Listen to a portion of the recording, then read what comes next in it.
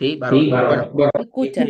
Vamos vamos a ir a arrancar. arrancando. Muchas gracias al público presente que nos está acompañando. Hoy Hoy justamente es justamente el Día Mundial ya de la la Discapacidad. capacidad de nosotros Con con la la Comisión Comisión Honoraria de la de la Discapacidad de acá de Discapacidad de Rivera, que Rivera, soy que somos diputado, diputados, tratamos de vamos a elaborar elaborar un un cronograma cronograma justamente de varias varias semanas edades durante esta durante semana esta semana donde donde desde la desde la Intendencia Intendencia comentamos comentamos particularmente particularmente dos dos propias aquí propias en aquí en Intendencia, Intendencia, que que una es justamente hoy justamente hoy con ustedes, toda esta ustedes, toda charla esta charla de educación y educación y eso, eso, y mañana vamos a estar colocando Totem un tótem accesible, del cual, accesible, bueno, bueno, Priscila Priscila es es partícipe partícipe y y bueno, ideadora, idealizadora idealizadora de de todo todo esto, esto, que que mañana mañana también también le le vamos vamos a a hacer hacer unas algunas unos fotos y videos algunos videos de lo que va a de ser lo que va a ser esa esa inauguración inauguración en la en Plaza la Plaza Flores, Flores, con información información, sobre la historia historia de dicha de dicha plaza, plaza, bueno, y que bueno, es que es accesible accesible porque a porque a partir de un partir código de un QR código se QR se puede puede acceder acceder al tema al tema de de información del información del lenguaje de lenguaje de señas. señas y eso.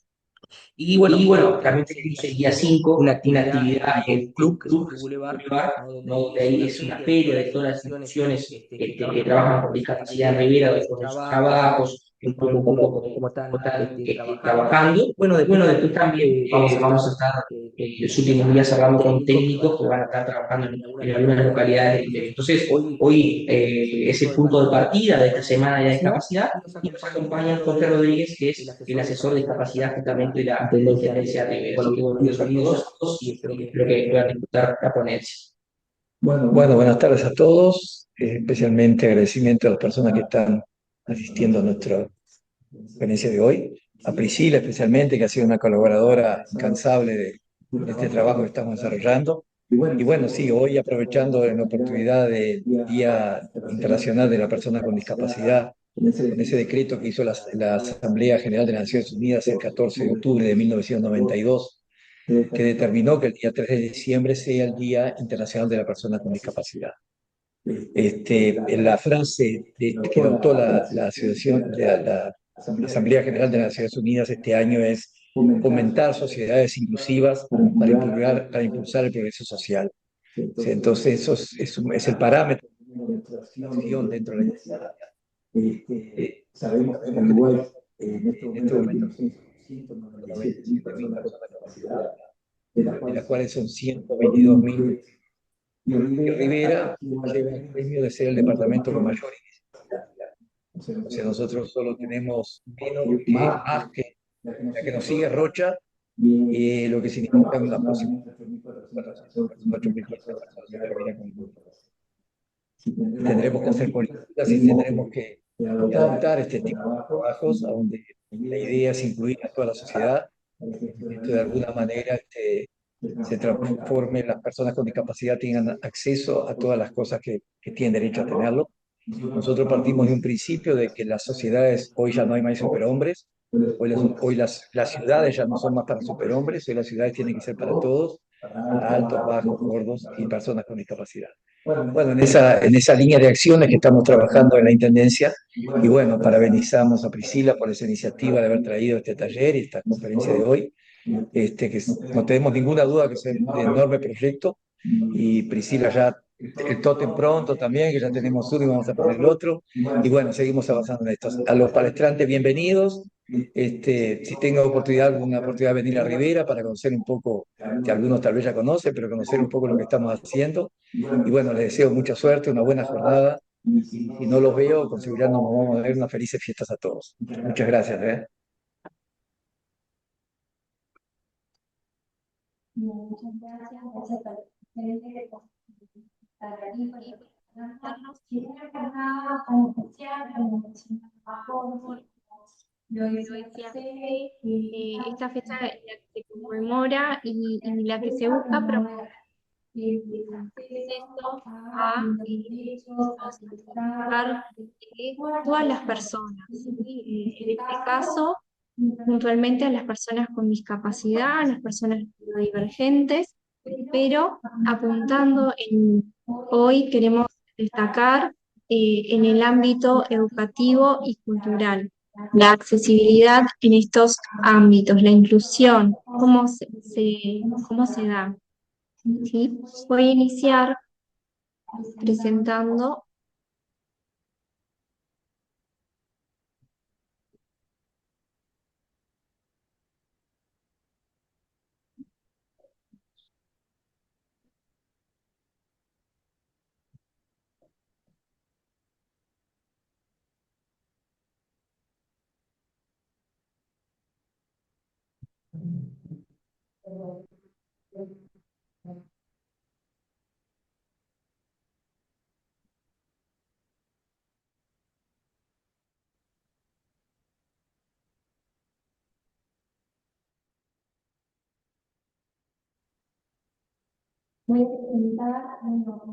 Voy a presentar, bueno, Bernardo ya ha conocido lo que es el proyecto, de qué se trata, que es un aporte a la comuna en el ámbito ¿no? Apuntando a las personas con discapacidad, pero en el ámbito cultural.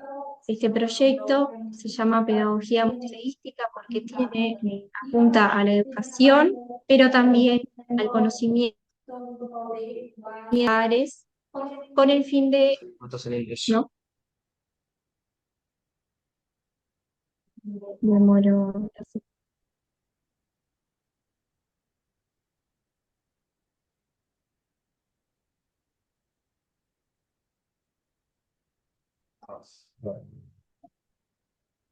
Tarda unos segundos. Bien, con el fin de promover lo que es la apropiación de los espacios que nos pertenecen a todos.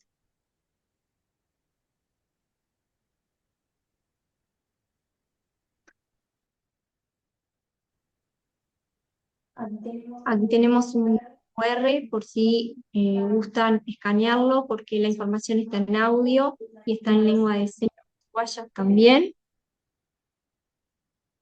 Bien, voy a iniciar compartiendo lo que es según la Constitución uruguaya, el concepto de persona. La persona es una entidad jurídica, es un individuo de la especie humana que tiene derechos y estos derechos deben ser reconocidos, ¿sí? Son reconocidos por la Constitución.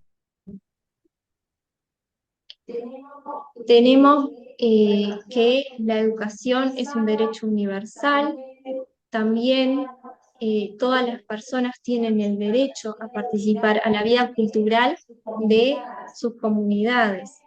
Y la ley en Uruguay, la número 17.178, prevé lo que es la equiparación de las oportunidades para las personas sordas e hipoacúsicas. En cuanto a la política nacional, el acceso a las tecnologías de la información y la comunicación deben estar disponibles a todos. En este marco se ha desarrollado el proyecto con el fin de elaborar recursos educativos abiertos que están disponibles en lo que son repositorios educativos como el de Ceibal y el repositorio de Cerezo, en donde están dispuestos para todas las personas que así lo quieran utilizar, ¿no? Como los docentes en sus aulas, ¿sí? También el proyecto prevé la creación de lo que son cuadernillos en braille, en sistema braille, en base a lo que es el acervo del Museo del Patrimonio Regional de Rivera y el Museo de Artes. Bien, nosotros nos basamos en lo que es la política cultural, pero enfocada no solamente en la exhibición, sino que abocada a lo que es construir un tejido social, como lo menciona Cifuentes, que es una referente en este tema. Para eso utilizamos, porque manejamos imágenes, manejamos acervo, entonces utilizamos lo que son los derechos, ¿no? Creative Commons, ¿sí?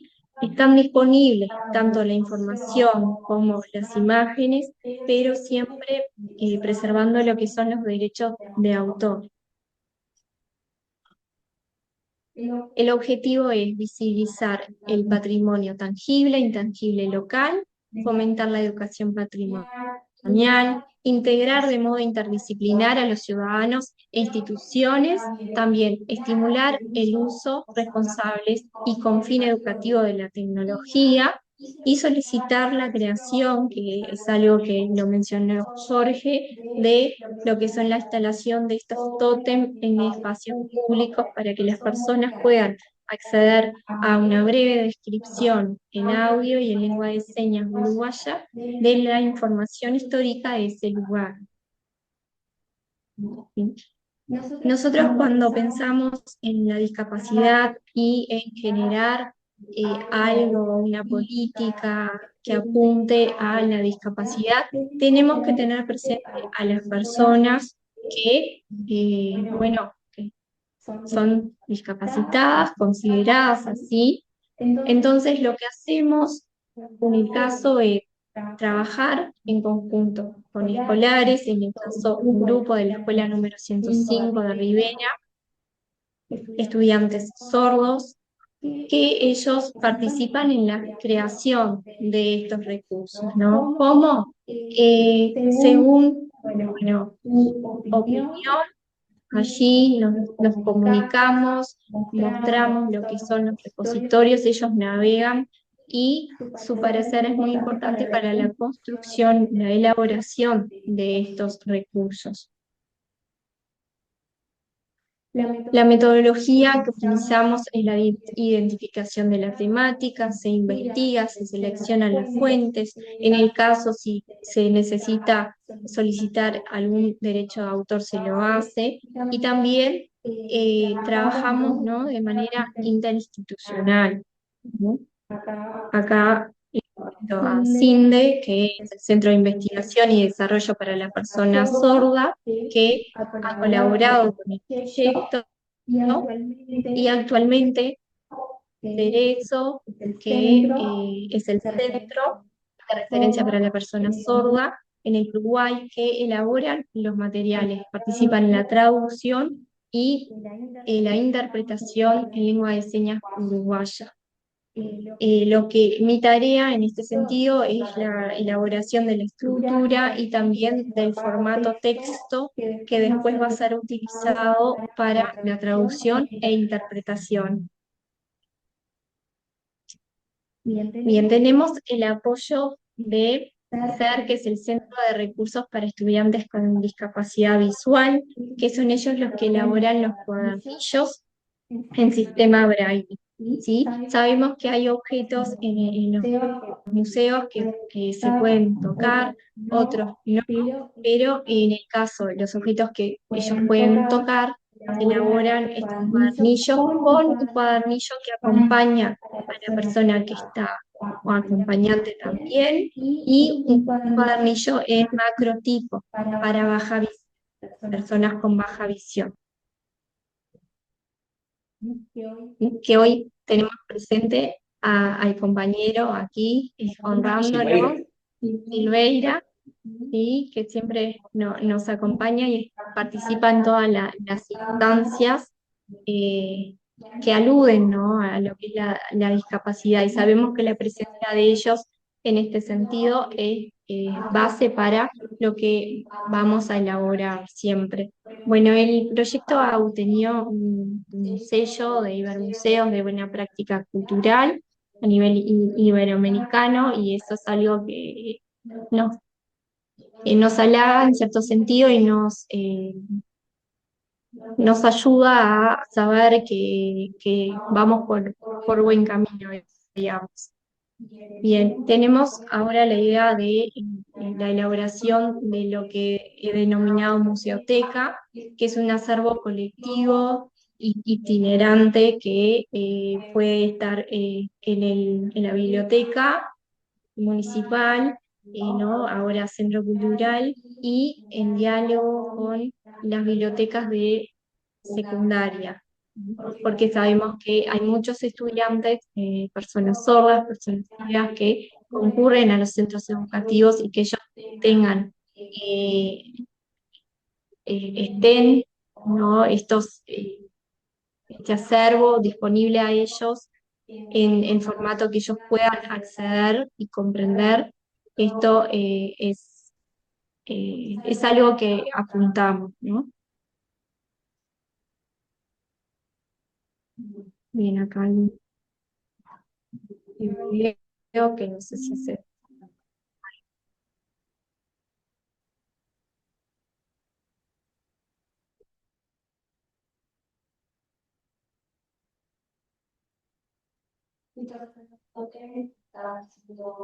Estos son los tótems que están mencionados. que contienen estos recursos de los que hacía mención. Bueno, estamos abocados a contribuir para la inclusión social, la conservación de la memoria, la diseminación del saber, la construcción y el desarrollo de la ciudadanía plena, de una ciudadanía plena.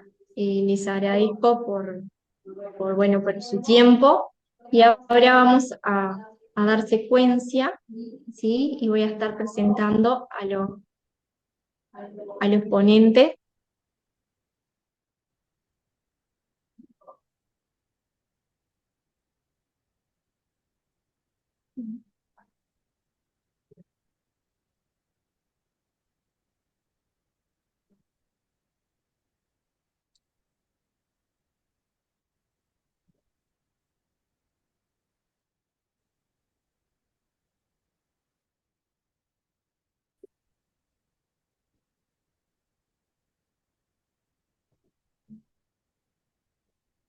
Perfecto. Perfecto. Bueno, estoy esperando Sí, ¿se está acoplando? ¿Se acopla? la presentación en donde tengo la información.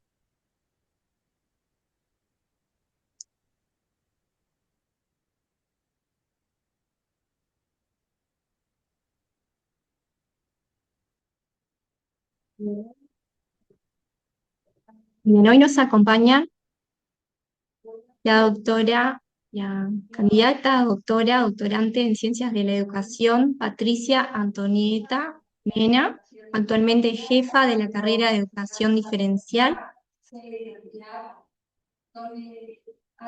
en la Universidad Santo Tomás, una destacada Dirección académica e innovación educativa. trayectoria en docencia universitaria. La doctora Ángela Cristina Rocco Soto. También nos acompaña la doctora Ángela Cristina Rocco Soto, doctora en Educación Especial, magíster en Educación y Currículum, diplomada en España. Gabriel Cabezas Valenzuela, profesor de Educación Diferencial. El doctor Bernardo Gabriel Cabezas Diferencial, con especialización en audición y lenguaje. Es profesor de Educación Básica y licenciado en Educación y doctor en Educación Especial por la Universidad de México y Expo, y cursa actualmente doctorado en Ciencias de la Educación en la Universidad de Santander, México. Bueno, bienvenidos, gracias por querer participar en esta instancia de conmemoración y estén a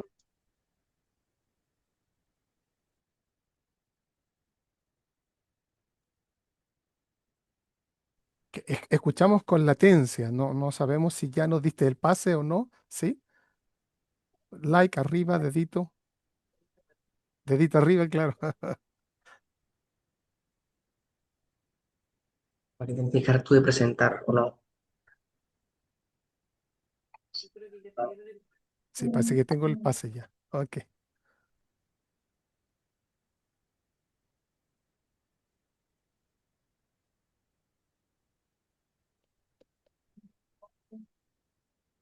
Sí, ahí vemos si lo Ya, hacemos acá.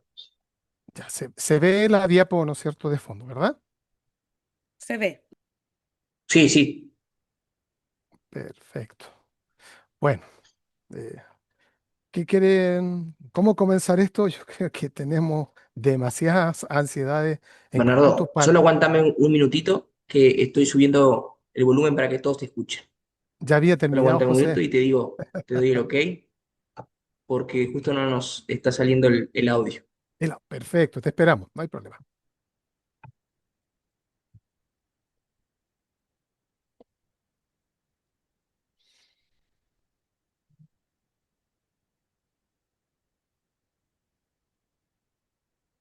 Hola, a ver, háblame, Bernardo. Sí, 1, 2, 3, probamos audio desde Santiago de Chile. Vamos a probar enchufar y desenchufar esto.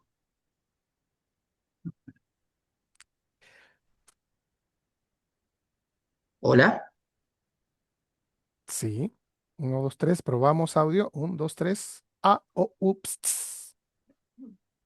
hola, hola. Sí, se escucha, José. Muy bien. Ahora sí, ahora sí.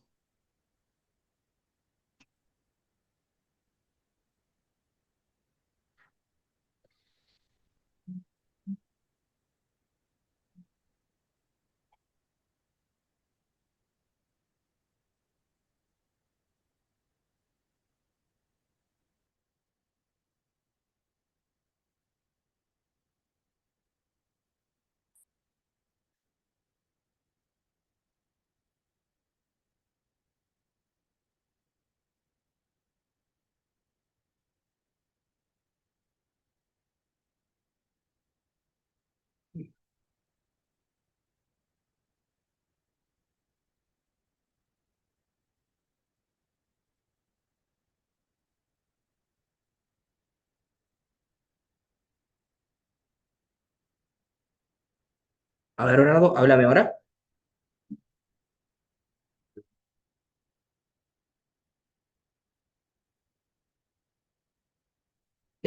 Estás muteado ahora. Ahora sí, Ah, ahora sí. sí, se escucha. Sí, sí.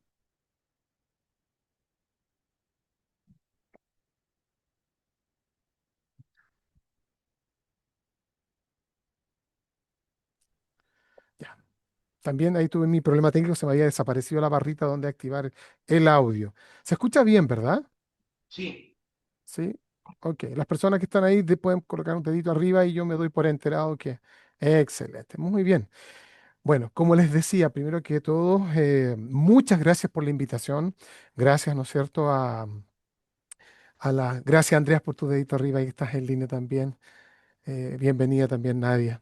Eh, Agradecer la invitación que nos han otorgado de poder compartir con ustedes y justamente en este día, precisamente en este día en que se celebra a nivel, el Día de la Concientización, ¿no es cierto? El Día de la Visibilización de la Discapacidad como una oportunidad de aprendizaje, como una oportunidad de acceder, ¿verdad? A una vida, a una realidad distinta con el propósito no solo de contemplar eso distinto, sino más bien de poder ver la posibilidad de que en la diferencia tenemos oportunidades de crecer, de complementarnos y por supuesto de hacernos más plenos, integralmente más plenos.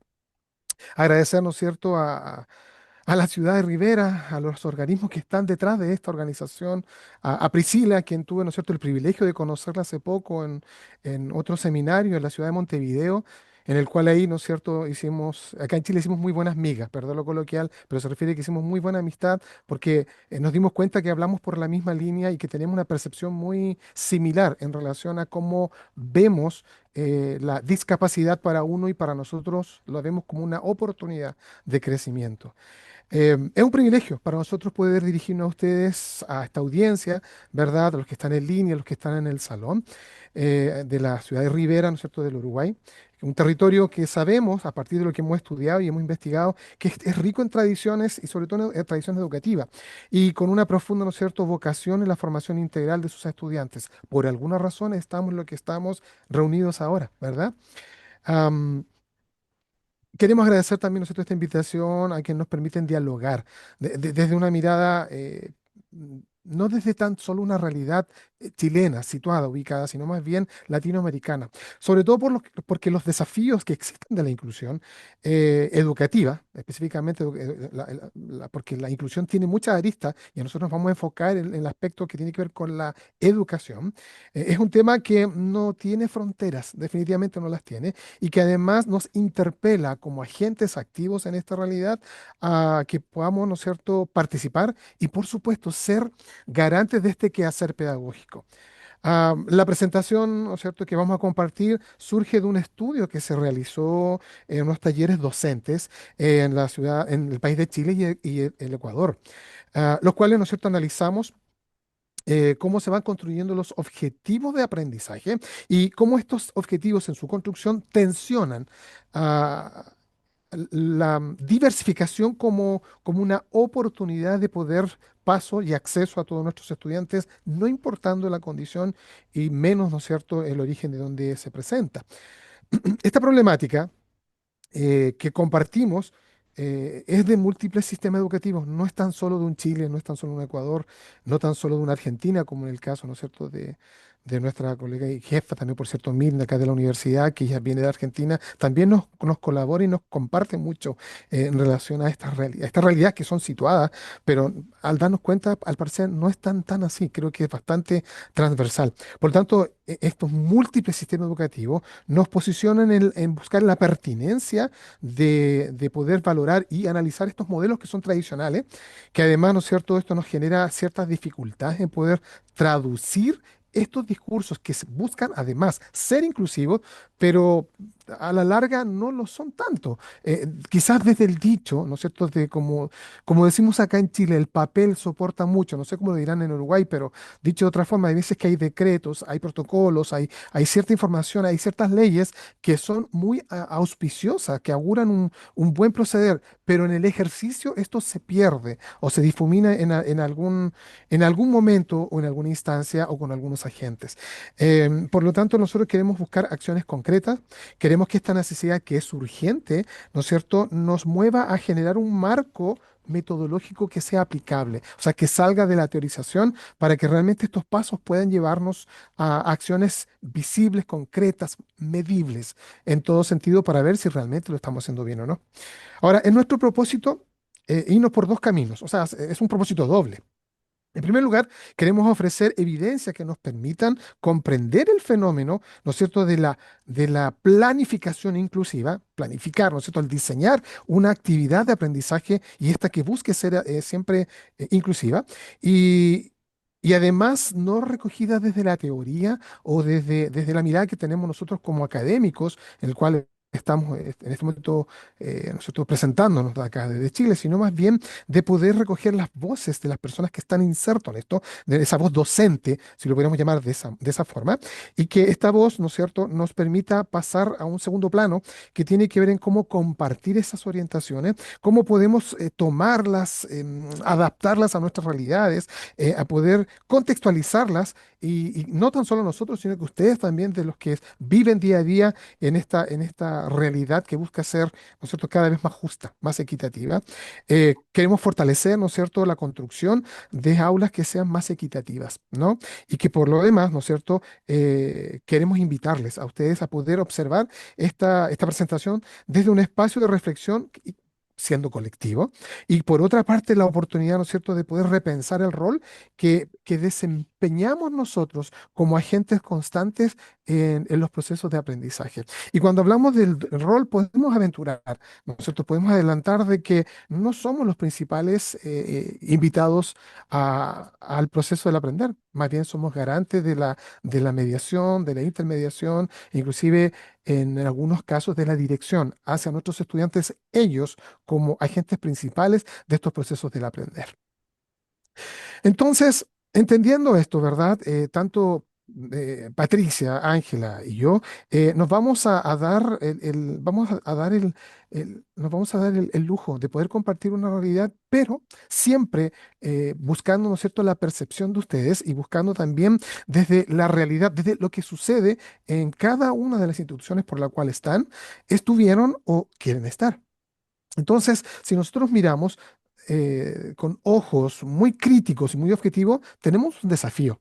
La inclusión como un término totalmente vivible y la inclusión educativa es un desafío tan enorme como interpretaciones pueda tener.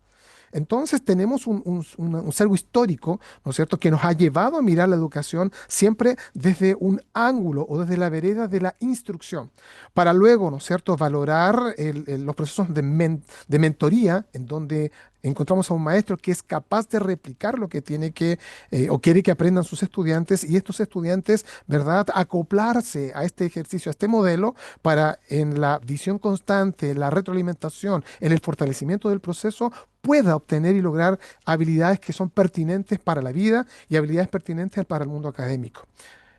Pero si lo escuchamos, bueno, suena hermoso. El punto es cómo concretizamos, cómo llevamos esto al día a día, cómo generamos, ¿no es cierto?, estos escenarios. Enfrentamos escenarios que son caracterizados por una diversidad profunda. Cuando decimos una diversidad profunda es que estamos hablando de que partimos de la base, inclusive desde los sustentos neuroeducativos, en que ninguno es, o ninguna, es igual al otro. Por el contrario, si bien es cierto, tenemos las mismas estructuras, tanto neurológicas como, ¿no es cierto?, biológica y estructural, las mismas, el proceso de la interacción entre esas estructuras se construye a partir de la experiencia de cada uno, de las oportunidades que puedan tener y por lo demás de lo que le ha tocado vivir. Eso ya genera una primera brecha, ya genera una primera intranquilidad de parte de nosotros en esta neurodiversidad, en estas diferencias culturales, en estas diferencias inclusive lingüísticas, van generándose trayectorias que son diferentes unas con las otras. Y al ser heterogénea, ¿no es cierto?, nos levantan a nosotros los que trabajamos en la educación, nos levanta la oportunidad de dar una mirada y presenciar estas realidades, buscando siempre una necesidad de dar respuesta, pero son tan diversos que pareciera que fueran distintas respuestas para distintas situaciones.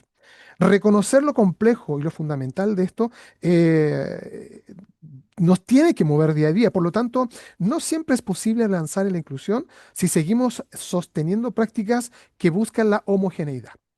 Y desde ahí, ¿no es cierto? Desde ese paraguas, no todos quedamos dentro para recibir la sombra o no todos quedamos fuera para recibir el sol. Entonces, ¿cómo es que podemos resolver esto? ¿Cómo es que podemos darle énfasis desde los procesos educativos, desde las estructuras que hay detrás de esto? ¿Cómo podemos dar respuesta a esta diversidad de acción? Lo hace interesante. Tanto así que nace una nueva normalidad. En Chile, nuestro modelo educativo siempre han buscado homogeneizar los procesos. Tanto así que las pruebas que son institucionales, pruebas que son, que se aplican, por ejemplo, en el caso de Uruguay, que aplican la prueba PUMA, en Chile tenemos una prueba que se llama CIMSE y que lo que mide son habilidades y recursos que tienen nuestros estudiantes para demostrar en un cuarto año de educación básica cuánto han logrado y cuánto más queda por avanzar. El problema el gran problema de esto, que la prueba en sí no es una mala prueba, la medición en sí no es una mala medición, pero en la diversidad existe el desafío de cómo se interpreta. Entonces, cuando vemos que los resultados son iguales para todos, vemos colegios, instituciones completas que se preocupan del resultado de sus estudiantes porque o empaña la imagen de calidad educativa, lo que entienden por calidad educativa, o, ¿no es cierto?, le prenden luces, ¿no?, o bambalinas a colegios que, producto a las competencias ante esa prueba determinada, de ese año determinado, les fue tan bien a los niños y niñas que el colegio queda como un super mega colegio, ¿no? Como los que todos quieren estudiar ahí, sea este público o sea este particular subvencionado. Llámese mitad pago, mitad el gobierno pone esa cantidad. Esa relación es bastante compleja porque a la larga algo que nos podría servir como un instrumento para saber de dónde comenzamos y hacia dónde vamos se transforma en una... Ni siquiera en un pseudo ranking, se transforma en un ranking. Entonces, en Chile tenemos esa cualidad de que hay colegios que se ven altamente angustiados ante esa exigencia. Es así, ¿no es cierto? Que el estudio recoge esa percepción que tienen los docentes que expresaron su preocupación de manera transversal, tanto Ecuador como Chile. Pero me atrevo a asegurar que creo que en Uruguay también existe, ¿no? Esa tensión entre lo que idealmente queremos lograr y lo que la enseñanza accesible para todos se puede, ¿no es cierto?, concretizar. Lo que realmente, ¿no es cierto?, nos permite ver un día a día como una tremenda oportunidad a desafiarse un día a día. Pero cuando los sistemas, cuando los recursos, cuando las voluntades, cuando la predisposición o disposición no cuaja, no cuadra, no se articulan, entonces esta gran maquinaria se transforma en algo muy complejo de movilizar. Am, los formatos, siendo rígidos, nos llevan a mirar los currículums, ¿no? O las currículas, como dicen en otras partes, nos llevan a entender, ¿serán tan flexibles como para poder otorgar espacios inclusivos? Por lo menos en Chile, en el modelo de Chile, el currículum es flexible, pero el ejercicio que lleva a cabo cada institución lo rigidiza. Lo mismo nos pasó en Ecuador, lo mismo conocemos en la educación, ¿no es cierto?, argentina, lo mismo he visto en algunas áreas del Paraguay, y yo creo que puede que se repita también el mismo fenómeno en Uruguay. Yo creo que ahí vamos a recoger opiniones de ustedes al respecto. Por lo tanto, nos vamos a encontrar que la presión por cubrir contenidos, el formato rígido de ciertos currículum, la falta de acompañamiento institucional va generando una distancia muy significativa entre el discurso discurso inclusivo y la aplicación de este discurso en el aula. Sin embargo, ¿no es cierto? Este desafío no puede ser interpretado como un déficit desde la docencia, sino como la manifestación de un sistema educativo que tiene la oportunidad, o nos abre, ¿no es cierto? Abre brechas para que nosotros podamos pasar de lo tradicional a un algo más. ¿Qué hay más allá? La inclusión siempre nos exige cambiar estructura y paradigma. No tenemos mucha duda de eso. Y no solo ajustarnos de manera individual a interpretarlo como tal, sino también, ¿no es cierto?, en este sentido, el poder ver cómo podemos dar respuesta. Y aquí aparece este concepto que el que vamos a repetir y más adelante lo van a profundizar mis compañeras, no sé, Patricia y Ángela, es de que cuando yo me enfrento a una situación de aprendizaje, es que tengo que haberlo diseñado con anterioridad, con antelación. Y ese diseño parte de un punto que es crucial, que es el núcleo, que es el alma de todo esto, y es la construcción o diseño de él o los objetivos que tengo yo como expectativa frente a mis estudiantes. Por lo tanto, un objetivo que se diseña bajo todo este marco, es posible. No quiero hacer una alerta de spoiler, ¿verdad? Pero es posible que tal vez nos traiga un espacio para dar respuesta a la inclusión como tal. Eh, entonces dice, aparecen las preguntas y los cuestionamientos, bueno, entonces ¿de dónde nos tomamos? ¿Quién dijo esto? ¿Alguien tiene experiencia? ¿Alguien sabe si en alguna parte ha resultado? Y ahí por ahí nosotros escuché un buen ejemplo de una persona que llegó a una ponencia, a un seminario del país de Finlandia. Finlandia está considerado como la mejor educación a nivel del mundo.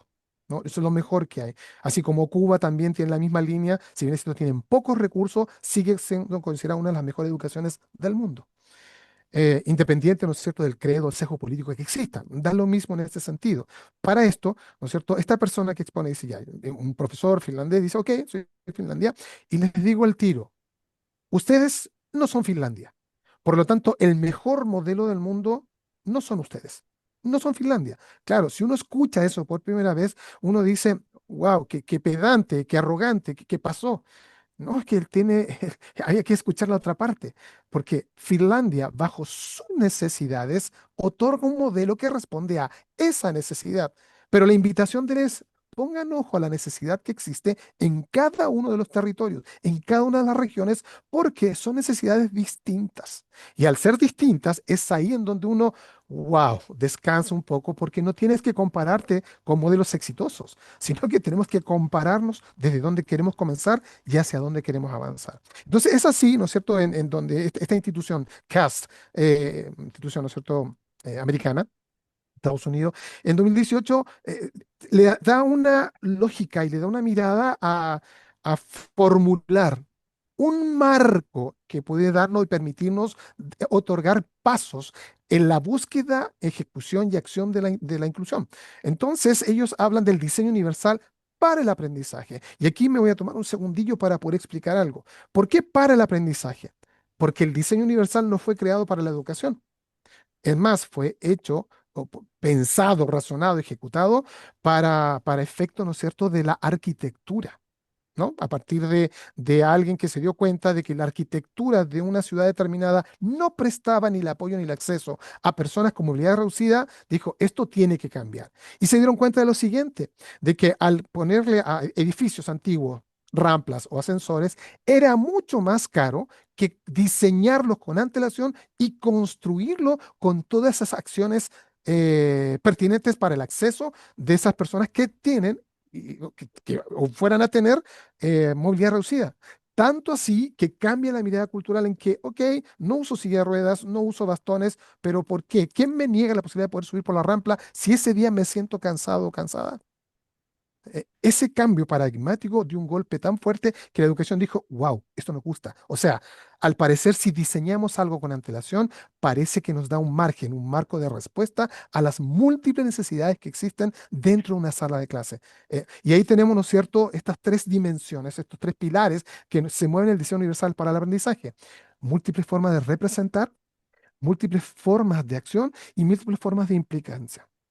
Si lo pudiéramos explicar, Múltiples formas de implicación, perdón, múltiples formas de representación es cómo yo me doy la oportunidad de poder diseñar con un otro, desde la codocencia, a diseñar un otro, cómo hago que todo lo que quiero presentar sea accesible, colores, formas, tamaño, un poco lo que presentaba, ¿no es cierto?, Priscila en el proyecto anterior, en el acceso a museo, cuando hablaban de los macrotipos, o sea, gente que tiene cierta dificultad de la visión, ok, todo es más grande para que pueda tener acceso a lo que tenga que ver, ya sea una figura, ya sea una imagen, ya sea un texto. En la múltiple forma de acción, ok, todo niño, niña, todo joven o jovencita tiene la oportunidad de poder demostrar cómo es que quiere y cómo desea demostrar la participación en estos diseños, en estas oportunidades del aprender. Y esta múltiple forma de implicancia implica, valga la redundancia, cómo es que le damos oportunidad a nuestros estudiantes a que ellos se sientan parte, pero no tan solo sentirse parte, sino que además que nazca en ellos la curiosidad intrínseca o extrínseca de poder agenciar sus aprendizajes, es decir, de ver qué hay más allá. O sea, no me basta con lo que me entregaste, profesor, maestro, maestra, como le digan en sus unidades educativas, sino quiero algo, quiero saber qué más pasa. Entonces busco, investigo, indago, de acuerdo a los recursos, levanto ciertas redes para saber qué más hay. Cuando este escenario se da, entonces las cosas caminan por otro lado y caminan desde la oportunidad de poder dar, ¿no es cierto?, el énfasis a que este marco en el diseño correcto, al parecer, creo que abre una oportunidad mayor.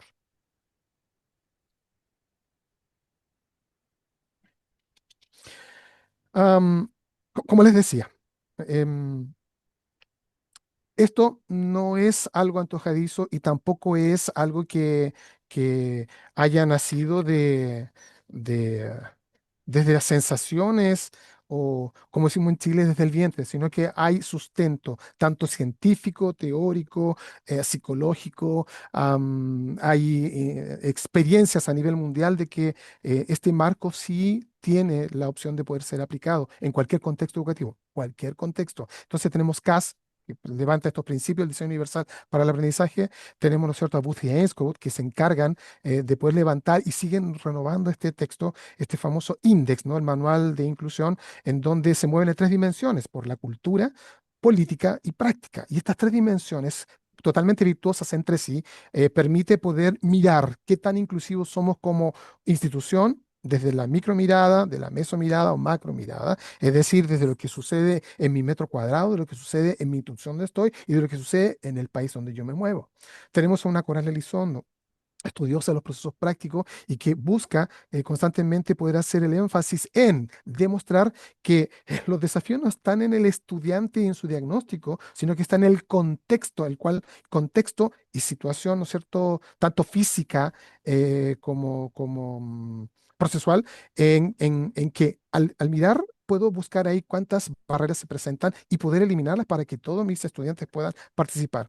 Y tenemos a un Vygotsky, ¿no es cierto?, que si bien es cierto de 1978 hasta el día de hoy, sigue en vigencia su teoría en relación a cómo los estudiantes acceden y participan a partir de la mediación. Es decir, aquí el profesor toma una segunda, ¿no es cierto?, toma una segunda posición, pasa a ser un mediador y no pasa a ser el principal de la sala de clases como sucedió, ¿no es cierto?, o sucede hasta el día de hoy en estas estructuras más tradicionales. Bien. eh, ¿Cómo entonces llevamos la metodología? Te saltaste una laminita, eso ahí. Súper, gracias Bernardo. Primero es una investigación que se desarrolló bajo un enfoque que es cualitativo, de carácter exploratorio y descriptivo, ya que lo que nos interesaba a nosotros era poder comprender en profundidad cómo los docentes experimentaban el proceso de diversificar. Si bien es cierto, acá pusimos diversificar objetivo porque es lo primero que debiéramos visualizar desde el diseño curricular, que en el fondo el diseño curricular es la planificación y para generar acceso a los estudiantes tenemos que partir por este objetivo. Entonces, frente a eso, participaron 24 docentes de enseñanza básica y media de Chile y Ecuador, lo que nos permitió hacer un análisis multisituado y culturalmente diverso. Nos interesaba visualizar cómo el acceso se aprecia en diferentes países, cómo nosotros estábamos efectivamente comprendiendo este fenómeno y en diferentes contextos en Ecuador que asesoramos a diferentes establecimientos, incluso a algunas universidades y fundaciones, pudimos recopilar esta información de la comprensión que tenían sobre el acceso a la diversificación. Durante los talleres que iban haciendo los docentes, realizaron actividades de planificación, análisis de casos. Pudimos visualizar que, si bien es cierto, no tenemos los mismos formatos de planificación, sí visualizábamos algunos elementos de manera muy similar, sobre todo cuando tenemos que plantearnos frente a una clase. A pesar que éramos distintos ministerios de educación, con diferentes formatos, teníamos cosas que eran similares y por lo tanto pudimos planificar, analizar casos, tuvimos discusiones en grupos pequeños, generamos formulaciones de objetivos desde cada uno de los países, ¿cierto? Fuimos comparando también esta perspectiva inclusiva, fuimos registrando, ¿cierto? A través de fichas de trabajo, de producciones escritas, de grabación de audio, de grabación de clases. También pudimos visualizar sus propias clases y poder asesorar esas clases a través de todo este apoyo que realizamos en ambos países. Em, Nos permitió también identificar patrones de dificultad, algunas estrategias emergentes, algunas que compartíamos, ¿cierto? Y algunas prácticas que nos permitían tener coincidencias y en algunas que tal vez lo visualizábamos un poco de manera distinta. Este enfoque metodológico privilegió la voz docente, reconociendo desde su experiencia, de su capacidad reflexiva. No buscábamos nosotros evaluar su desempeño, sino que comprender las condiciones que facilitan o dificultan la diversificación, en este caso de objetivos, ¿ya? Por ningún caso queríamos que los docentes sintieran una evaluación, sino solamente una comprensión frente a cómo nos posicionábamos frente al acceso y a la diversificación del aprendizaje. Y desde allí quisimos extraer estos aprendizajes que nos permiten visualizar las diferentes realidades en Latinoamérica y cómo logran apreciar lo que es el acceso, el diseño universal, ¿cierto?, para el aprendizaje. Siguiente, Bernardo. La siguiente lámina. Bien, en relación a los resultados y obstáculos que pudimos identificar dentro de nuestra investigación, ¿cierto? Revelan una serie de obstáculos que son estructurales y pedagógicos que afectan esta diversificación de objetivos en ambos lugares, tanto en Ecuador como en Chile. Primero, la persistencia del modelo tradicional de planificación, cada uno con algunas características, pero tradicional tanto en Ecuador como en Chile. Muchos docentes reconocen que siempre han trabajado con una estructura, con objetivos que ya estaban predeterminados o con algunos objetivos que le resultaban muy cómodos o que le habían dado resultados hace unos años atrás. Y entonces nos costaba un poco visualizar estas alternativas más visibles.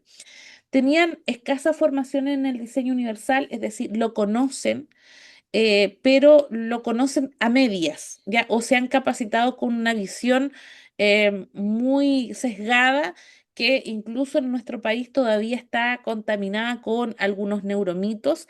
Y también en Ecuador nos dimos cuenta que estos mismos neuromitos se repetían en Ecuador en relación a los estilos de aprendizaje, en relación a las inteligencias múltiples. Entonces pudimos visualizar esa escasa formación y también escasa mirada de una planificación inclusiva y no de generar un criterio a lo mejor de adecuación o de ajuste curricular que es bajar la graduación de complejidad, sino que es dejar la complejidad de los aprendizajes, pero que los estudiantes tengan posibilidades de acceder a ese aprendizaje a través de el reconocimiento de sus propias formas de aprender. La falta de acompañamiento institucional, es decir, generalmente nos dan algunos lineamientos, pero no nos acompañan a instaurar estas prácticas dentro de lo que implica el realizar, ¿cierto? Todo lo que era el diseño universal para el aprendizaje.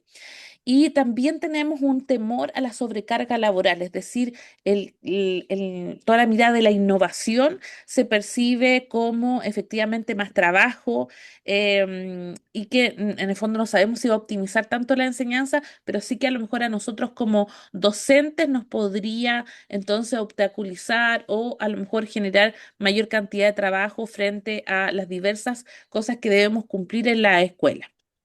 Es importante destacar que estos obstáculos no deben interpretarse como fallas individuales. ¿Ya? No era nuestro fin que esto así fuese, sino como una manifestación de los sistemas educativos, que en general estaban siendo muy similares, con sus bemoles claramente, pero en ambos países. Entonces queremos que se pueda entender que la inclusión exige una transformación profunda, no con pequeños ajustes superficiales donde cambio algún elemento o porque tengo algún estudiante que tiene a lo mejor el trastorno del espectro autista o que tiene una hipoacusia, estoy haciendo inclusión, sino que tiene que ver con una transformación más profunda que implica un marco, que implica un paradigma, que empiezo a mirar al otro bajo otro parámetro del proceso de la neurodiversidad y que somos todos distintos y es lo que vamos a encontrar dentro de las aulas, tanto en escuelas como en universidades. Bernardo, la siguiente lámina. Ahí está. Que van los resultados y, ¿cierto?, nuestras oportunidades detectadas. A pesar de estas dificultades, también pudimos revelar oportunidades significativas, por ejemplo, una alta disposición al cambio, capacidad de trabajo colaborativo, comprensión del enfoque inclusivo y una capacidad, cierto, potencial de querer utilizar el diseño universal para el aprendizaje. Estas oportunidades van a evidenciar la transformación. Es posible entonces que podamos articular la formación, el acompañamiento y la colaboración docente. Patricia. Bueno, muchas gracias, Ángela. Buenas tardes a todas y todos. Y bueno, en respecto a las conclusiones y proyecciones, el análisis realizado nos permite afirmar que la diversificación de objetivos es una estrategia central para avanzar hacia una educación inclusiva. Esto no se trata de un proceso accesorio, sino de una práctica que va redefiniendo la manera en que vamos concibiendo el aprendizaje y vamos organizando la enseñanza.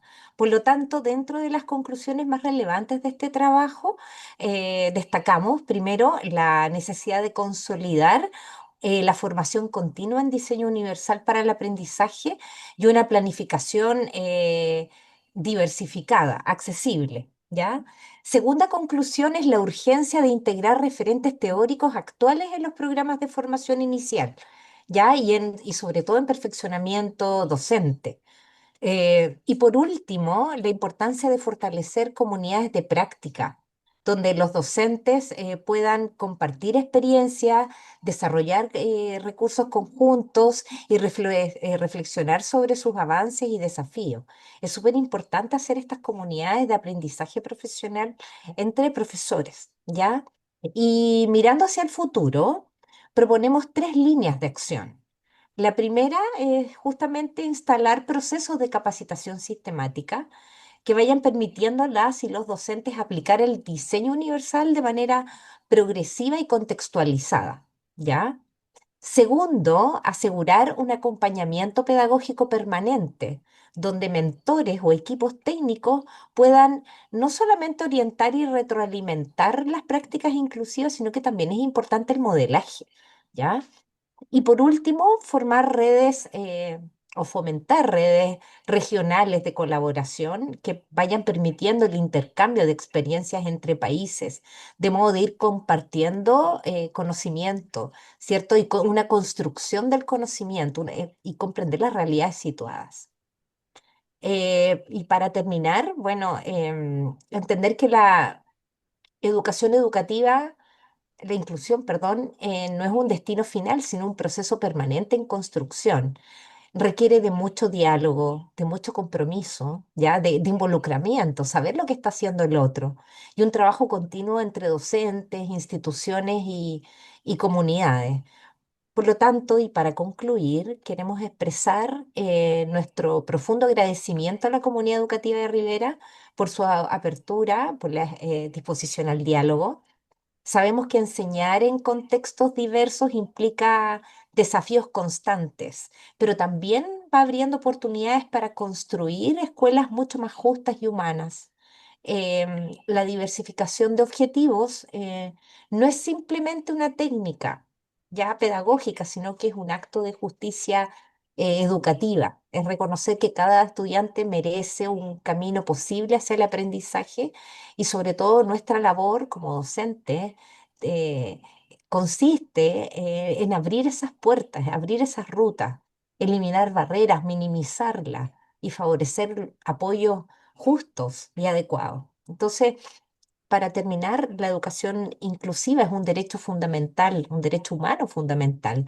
Avanzar hacia ella requiere no solo aspectos técnicos, sino que también convicción, formación, colaboración, que son habilidades transversales. Y esperamos que esta presentación contribuya a fortalecer ese camino y que podamos seguir construyendo puentes educativos entre Chile, Ecuador y Uruguay. Y agradecemos la atención. Muchas gracias. Bueno, la verdad que muchísimas gracias a ustedes por esta brillante ponencia. A mí me encantó esta última frase que comparten, que es justamente que la educación inclusiva no es justamente una opción, ¿no? Sino que es un derecho humano y que exige justamente transformar las prácticas educativas, la planificación, justamente para garantizar ese aprendizaje de los estudiantes. Así que eso me lo llevo porque si será tan importante y bueno, replicar justamente esto, como les decíamos, de que va a quedar grabado, vamos a justamente seguir promocionando esta ponencia en la página de la Intendencia para que, bueno, que se siga multiplicando en la comunidad educativa riverense, que bueno, acá se ha trabajado mucho en la parte educativa, se ha formado el polo de desarrollo educativo, ¿no? Integrado por la UTU, integrado por la formación docente, por la UTEC y la UDELAR, ¿no? Y también forman ese polo de educación binacional sumada a las universidades de Santana o Libramento, ¿no? Entonces, si sumamos las universidades de Libramento, la Unipampa, la URCAM, la IFSUL, ¿no? La UERX, entre una cantidad de otras universidades que hay, más las uruguayas, bueno, realmente formamos un faro educativo y bueno, aterrizar todo esto que ustedes están transmitiendo y llevar a cabo hacia las aulas es sumamente importante y bueno, hay que arrancar por este tipo de acciones y bueno, multiplicarlas. Bien, la gratitud bueno, por haber aceptado y compartir el conocimiento con todos nosotras, agradecer a los docentes, a las colegas de la Tecnicatura en acompañante pedagógico en inclusión que están siguiendo, las que lograron en este horario acompañar y aquellos que van a asistir a futuro el acceso al canal de la comuna. Agradecer a todos y bueno, que continuemos trabajando todos por la inclusión. Gracias. Si alguno tiene alguna pregunta que quiera hacer, No sé si alguno desea la gente consultar chat, vía chat. somos pocos pero buenos. Somos tímidos. Todos tímidos.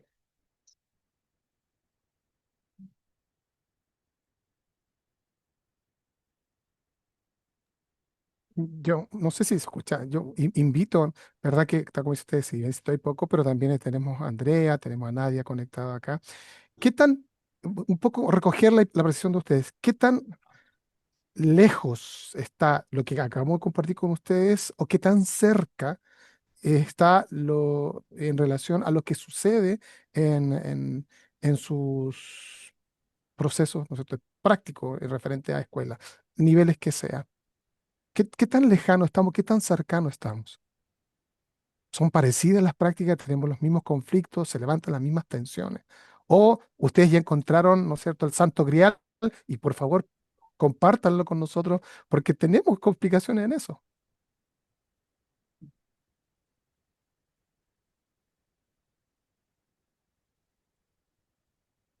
la, la- la- la educación uruguaya creo que está justamente eh, aspirando a ese cambio. Bueno, la reforma educativa de tenemos los mismos conflictos, exactamente, coincido con Nadia, los mismos conflictos que ustedes exponían ahí.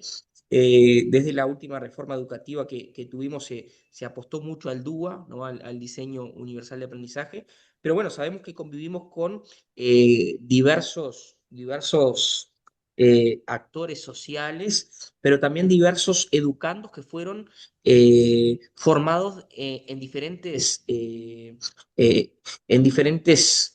contextos, ¿no? Gente bueno, le cuesta un poco cambiar esa mirada, cambiar ese paradigma, ¿no? Tener esa mirada de inclusión, ¿no? Aplicar al DUA, porque tuvieron justamente otra formación y capaz que a esta altura de la vida les cuesta un poco más superar esa barrera, ¿no? Eso es uno de los conflictos que veo. Pero algo a destacar y que Priscila es presencia de eso, hace parte de eso, es la tecnicatura que lanzó ahora hace poco el Consejo de Formación en Educación, que se denomina TAPEI, que es técnico en acompañamiento pedagógico de educación inclusiva, ¿no? Un nombre bastante largo que se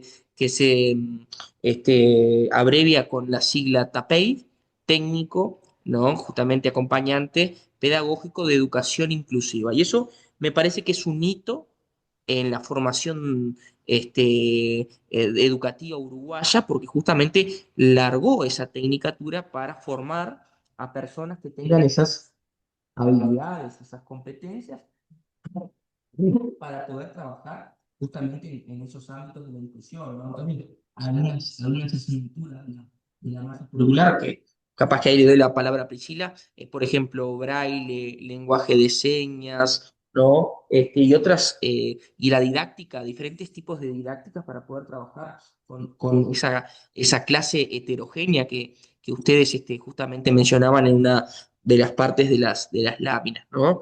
Creo que eso es un hito fundamental que antes no pasaba de algunos seminarios, ¿no? Y algunas jornadas muy breves, como que te daban un pantallazo o un pincelazo, ¿no? Como dicen, así algo muy sobrevolado, muy por arriba. Pero esto es fruto justamente bueno, de esa intención. Y otra cosa que me parece fundamental, y aquí está Jenny Radubinich de Aritea, ¿no? Que es justamente Asociación Riverense de Trastorno Espectro Autista, ¿no? Tenemos, además de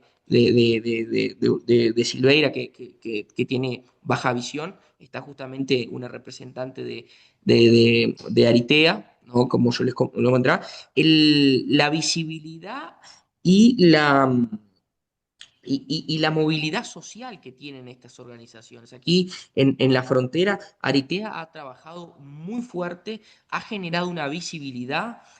Puedo mencionar otras, como por ejemplo la Asociación Down de Rivera, ¿no?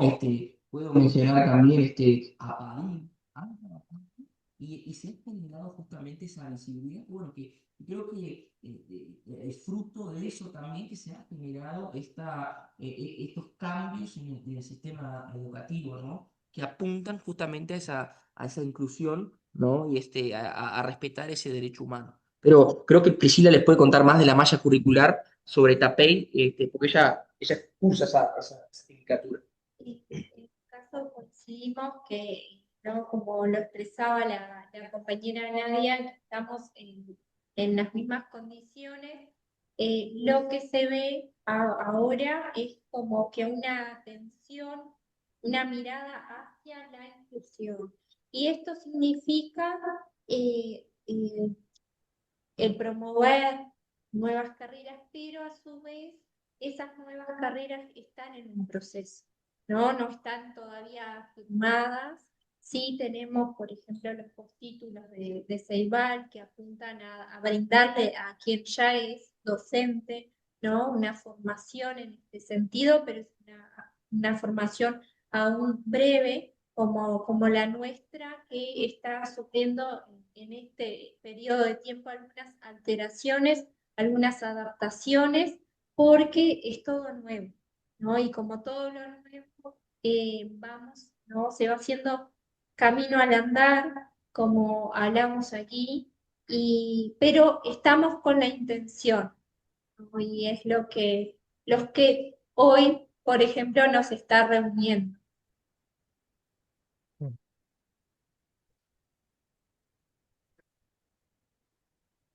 Ahí Nadia nos comunica desde mi opinión, creo que la barrera mayor es actitudinal, porque mirar cada alumno desde su singularidad y buscar cuáles son las mejores herramientas para sacar su mejor, a veces no se requiere de tantos recursos, sino que de una actitud positiva, de colocarse en el lugar del otro y de tener realmente la voluntad. Y así es.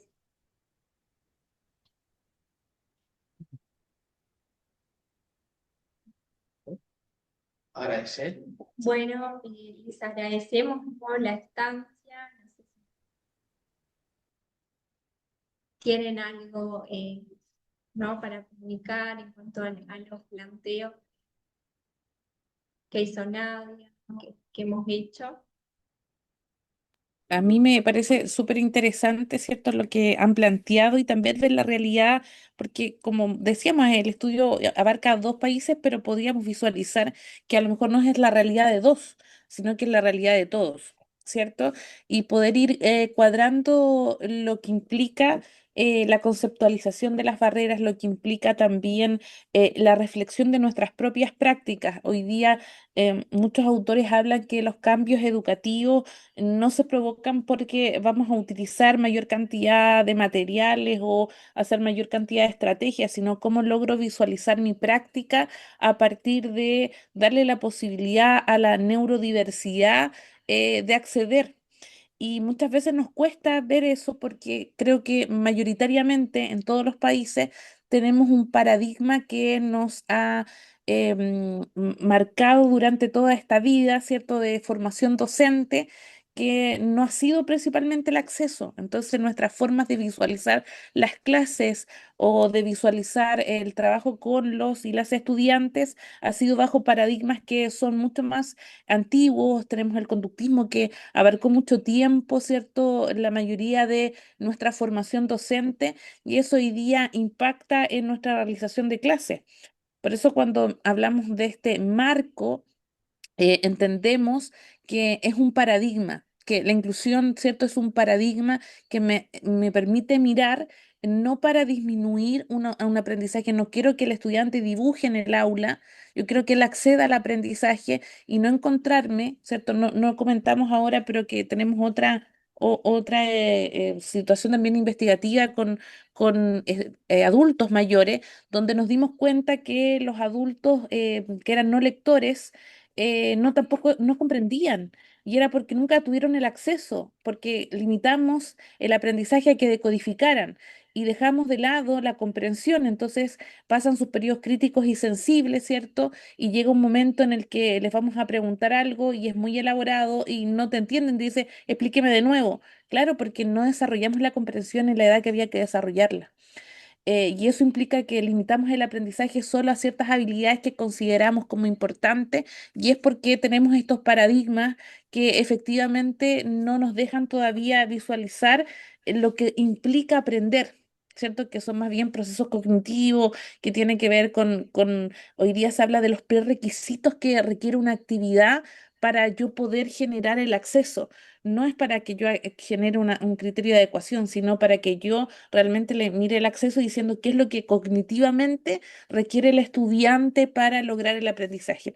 Y ahí vamos a ir descubriendo muchas otras cosas que uno, a medida que se va involucrando en la temática, vamos visualizando también por qué nos cuesta a lo mejor cambiar estos paradigmas y este hacer en las clases, y ahí estas barreras que son actitudinales, como mencionan, son nuestros propios paradigmas que tenemos frente a las clases. Entonces nos cuesta la barrera actitudinal, es la más difícil de minimizar o eliminar, porque tiene que ver con nuestras creencias frente a cómo se tienen que hacer las clases. Así que creo que es una tremenda oportunidad la que hoy día tenemos de poder hacer este contacto de observarnos, ¿cierto? Como países y poder sacar algo mucho mayor que no quede solo en una grabación, en una instancia de dar a conocer nuestra investigación, sino de hacer algo en conjunto que vaya mucho más allá, porque estamos demostrando que no son dos países, que no es uno, sino a lo mejor hay muchos más y podríamos no solo unirnos Ecuador, Uruguay, Chile, mirar también Argentina, ¿cierto? Mirar Perú, mirar Bolivia, ir visualizando y sacar algo mucho mayor que a lo mejor todavía en investigación no está observado. Yo creo que esa es nuestra invitación para que haya un cambio realmente verdadero dentro de los formatos educativos. Eso como reflexión. Bueno, muchas gracias nuevamente por su tiempo. Sé que es muy valioso por haber tenido la deferencia de aceptar. Gracias a todos los que han participado, dando respuesta a la consulta que nos hicieron en chat. Sí, va a quedar grabado en el canal de la Intendencia Departamental de Rivera. Va a estar disponible en los días. Les estaremos avisando en cuanto esté. Bueno. No, nos encontraremos, nos comunicaremos y nos encontraremos una vez más a futuro. Muchas gracias.